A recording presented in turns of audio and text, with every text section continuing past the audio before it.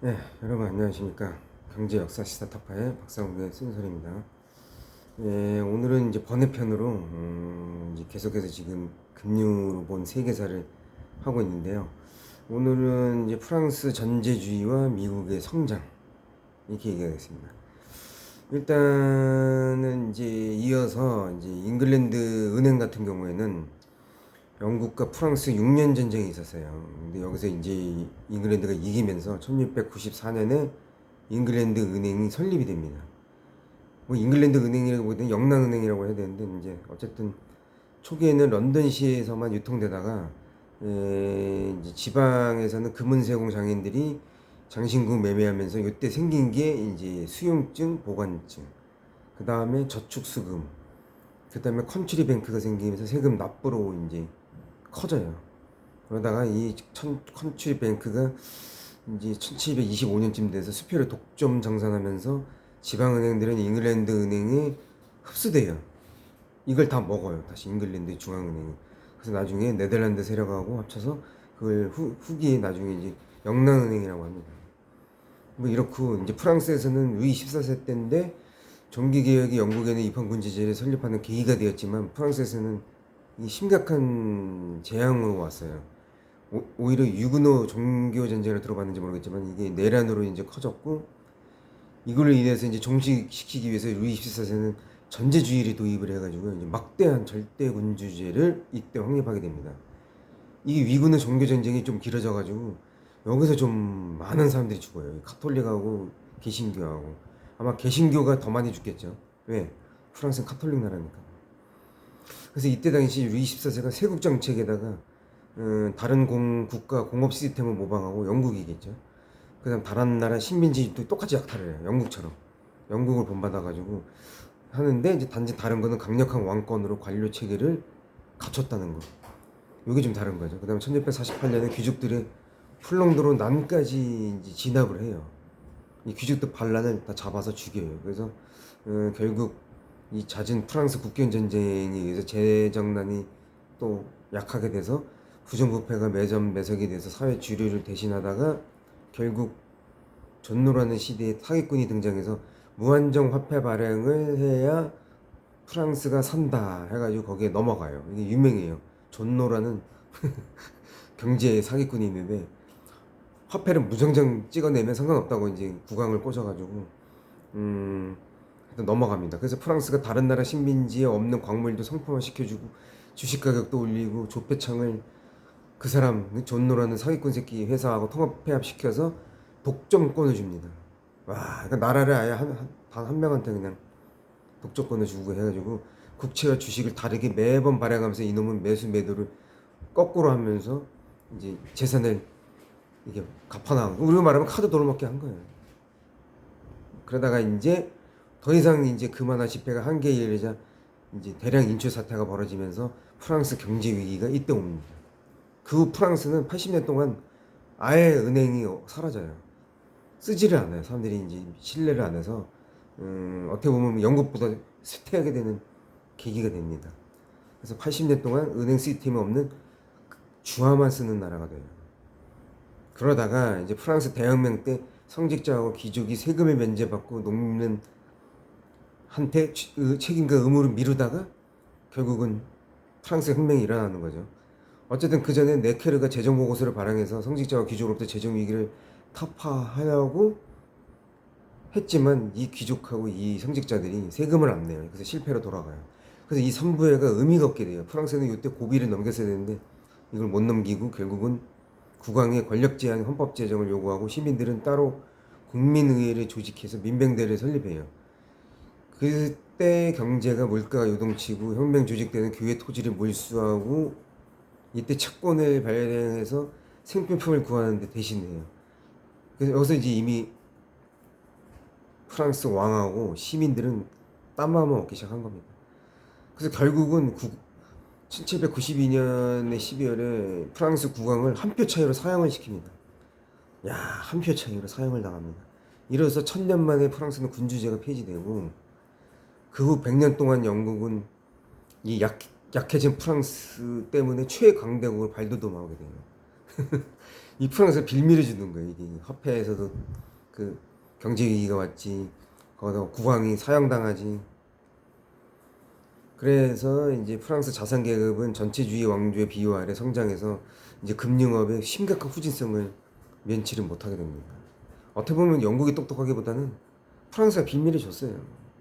그래서 영국이 저렇게 발전하게 되는 또 다른 계기가 생기는 거죠. 이게 금융의 뒷면입니다. 자, 그러면서 이제 이민자들은 도시를 막 옮겨 다니고 이제 스페인 이주민으로 시작해서 1620년에 영국 청교도가 이제 불어나기 시작해요. 그 다음 프랑스 이민자들로 미국은 또 넘쳐나고 그러다가 천연도까지 옮겨가서 인디언들이 또 죽고 또 여기서 웃긴 게 뭐냐면 프랑스하고 스페인하고 네덜란드는 인디언을 안 죽였어요. 협력을 했지. 인디언을 죽인 애들이 앵글로삭슨족입니다. 앵글로삭슨족들이 그 토지와 영토를 몰수하면서 인디언들을 무참히 죽여요. 참 이게 안타까운 거야. 어쨌든 백인이라고 다 죽이는 거 아닙니다. 앵글로삭슨족이 죽였어요. 어쨌든 그러다가 이제 영토에서는 그러니까 영국에서는 이제 본토잖아요.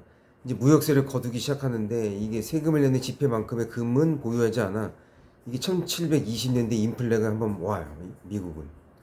그래서 미국이 독자적인 법안을 만들어서 자치법을 통과시켜서 영국에 대응하기 시작해요. 만약 인플레가 안 왔으면 영국에다가 계속 세금은 냈을 것 같아요. 보스턴 차 사건하고 별개로. 근데 어쨌든 이때 또 총기는 또 휴대해주게 해줬어요. 그래서 미국인들은 이 총기로 또 무장을 해서 이제 자기네들 이제 재산도 지키고 했죠.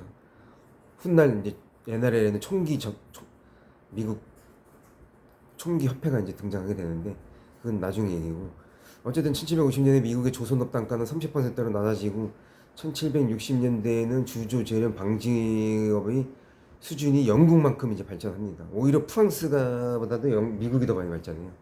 그래서 급기야 조지 3세는 이제 식민지 은행을 폐지시켜요.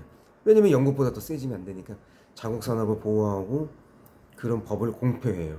그래서 독립전쟁을 생각하게 되는 겁니다. 이 조지 워싱턴이 13개 주 대표들을 불러서 이대로 가다가는 우리 세금만 내고 우리 미국 무역만 발전을 못해서 결국 후퇴하게 된다 해가지고 결국은 동인도 회사를 독립전쟁을 하게 돼요. 근데 어쨌든 영국은 동인도 회사의 앞길도 막는 수준의 강대국으로 부상하는 이 미국이 싫었겠죠. 그래서 어쨌든 헨리 3세는 동인도 회사를 보호하기 위해서는 무역 독점권을 어쩔 수 없이 영국한테 줄 수밖에 없는 거예요. 영국 동인도 회사나 서인도 회사에.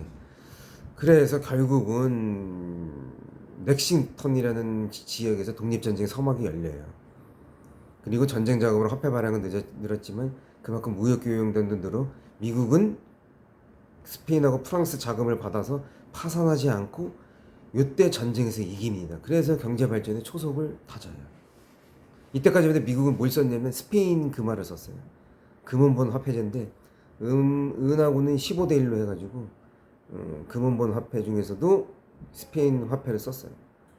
그래서 이제 이때 이제 미국이 제1은행을 시작을 한번 합니다. 제1은행을 해서 1789년에 해밀턴이 초대 장관으로 임명돼서 얘가 재정장관이에요. 그래서 금융업의 발전을 도모하고자 은행을 설립했는데 이게 여기서 이제 고정거래소에서 증권거래소를 시작하고 이게 필라델피아에 있는 데예요. 그래서 필라델피아가 맨 처음에 발전해요. 주주국도 생기고 거기 제1은행도 생기고 거기서 또 채권도 발행하고 거기가 또 공업도시예요. 그래서 한때는 필라델피아에다가 수도를 정하려고 했을 정도로 그렇게 돼요. 근데 나중에 이제 그게 갑자기 급반전하는 시기가 오죠. 어쨌든 그건 그거고 그래서 뉴욕은 조금 늦게 시작해가지고 훗날 한 조금 몇십 년 후에 이제 뉴욕 월가가 생기고 나중에 이제 이런 골드만삭스나 이런 JP 모건이 이제 이주하면서 이제 거기서 유명해지죠. 이제 제2 공황이 오면서 이제 그건 나중 얘기고 어쨌든 미국은 달러 지폐를 이제 발행을 처음 1792년에 하면서 여기서 이제 증권거래소가 호황을 누리면서 대출 융자도 늘어나고 이제 미국이 이제 경제가 화폐가 발달합니다.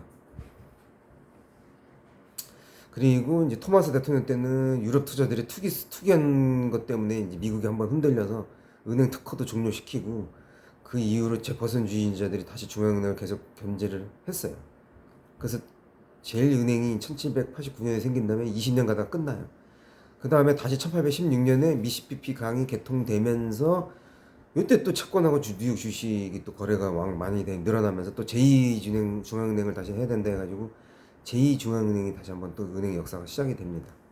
단 시기는 다 정해놨어요. 15년까지만 하는 걸로 해서 다시 재건이 되죠. 어쨌든 주립은행을 위협하거나 주가 조작에 참여하는 것이 주 목적이었기 때문에 운하 회사들이 변동성이 커지면서 다시 부작용이 발생하기 이르러서 특허권 연장을 신청했지만 다시 제2중앙은행은 또 없어져요. 이게 또 앤드류 잭슨 때 이제 동부 공업지대만 집중 대출을 몰아주는 것, 또 자기네끼리 부당 내부 거래하는 것, 그다음 세 번째는 금융으로 번 걸로 세금을 내지 않는 것, 그 다음에 연방 자금이 계속 출처를 알 수 있는 구조로 돈이 빠져나가는 점, 이런 것 때문에 앤드류 잭슨이 극구 반대해가지고 결국은 제2중앙은행은 이제 아예 재건이 될 수가 없는 거죠. 이렇게 돼가지고 그러니까 이 금융 애들도 맨 처음에는 아예 세금도 안 냈어요. 막 무천지였어요. 그냥 지네끼리 그냥 돌려막기 하고 뭐 지네끼리 막 그냥 주가 조작도 하고 막 사실상 미국은 뭐 한 2차 대전 때쯤 끝나야 이제 그때 가서 이제 대중적인 금융업이 된 거지. 그 전까지는 계속 투기하고 죽이고 막 서로 돈 매기고 막 아주 부정부패 자유방임의 나라라고 생각하면 됩니다. 그러다가 이제 캘리포니아에서 금강이 터졌다 해가지고 이제 골드러시 때문에 이제 금 가격이 이제 하락하게 되죠. 왜? 많이 발행하니까. 그래서 이제 뭐 은본 화폐하고 또 막 논란이 생기고 합니다. 어쨌든 근데 이 와중에 이제 멕시코는 전쟁에서 져가지고 미국한테 사무엘 콜트라고 들어보셨습니까? 그 권총 하나 생기는 바람에 아주 그냥 적사발나서 120만 제곱킬로미터 땅을 뺏기고 돈 3천만 달러도 채도 못되게 가져가는 걸로 그냥 마무리가 됩니다.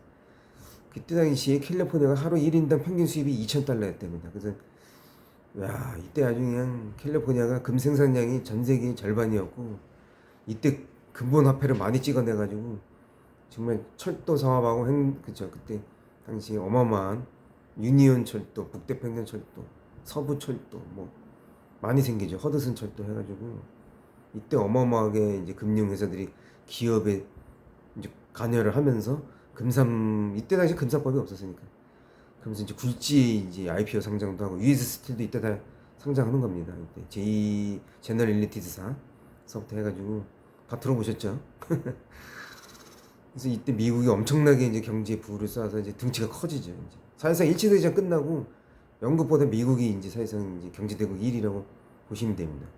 물론 그때까지는 달러 화폐가 기초 통화가 되지는 않았었지만 하여튼간 이때로 인해서 미국이 변모해 갑니다. 여기까지입니다. 다음에는 미국의 금융위기와 중앙은행 제3 중앙은행이죠. 탄생에 대해서 얘기를 하겠습니다.